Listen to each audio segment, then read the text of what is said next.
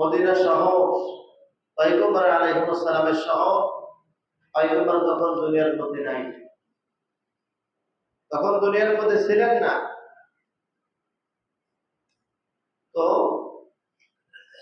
Medina শহর থেকে দামেস্ক 1200 kilometre দূর।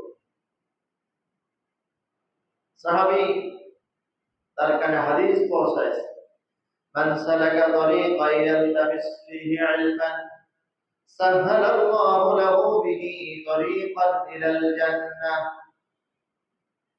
পয়গম্বর হাদিস বর্ণনা করছেন, যদি কোনো ব্যক্তি ইলম অন্বেষণ করার জন্য ঘর থেকে বের হয়, জ্ঞান শেখার জন্য যদি কেউ ঘর থেকে বের হয়, ইলম শেখার জন্য ঘর থেকে বের হয়, তাহলে ওই পথ আর পথ থাকে না, তখন তার পথকে আল্লাহ তাআলা সহজ করে দেয়। মান সালাকা তরিকান ইয়ালতামিস ফীহি ইলমান সাহহালাল্লাহু লাহু বিহি তরিকান ইলাল জান্নাহ।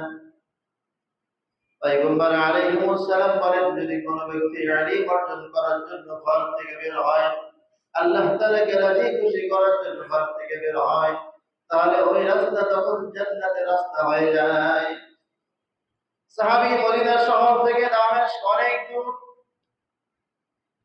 1200 কিলোমিটার দূর পথ পা হেঁটে সফর করে মসজিদের মধ্যে প্রবেশ করছে। দেখে আবু দারদা বসা, পাশে আরেক সাহাবী বসা।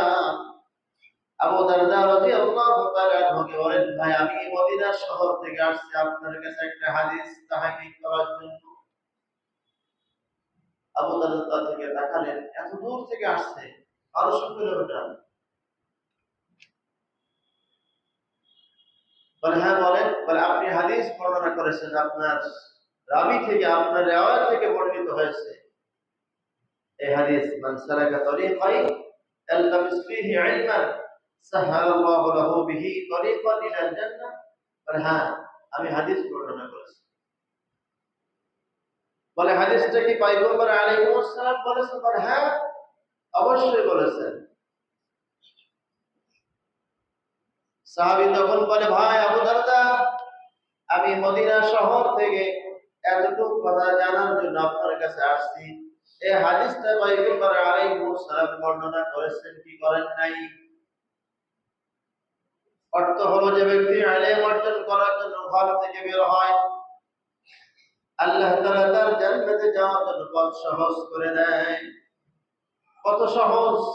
তাফসীরের মধ্যে হাদিসের ব্যাখ্যা আছে, জান্নাতে যাওয়ার জন্য সহজ বলতে জান্নাতে যাওয়ার পরে করেন 30 বছরের রাস্তা।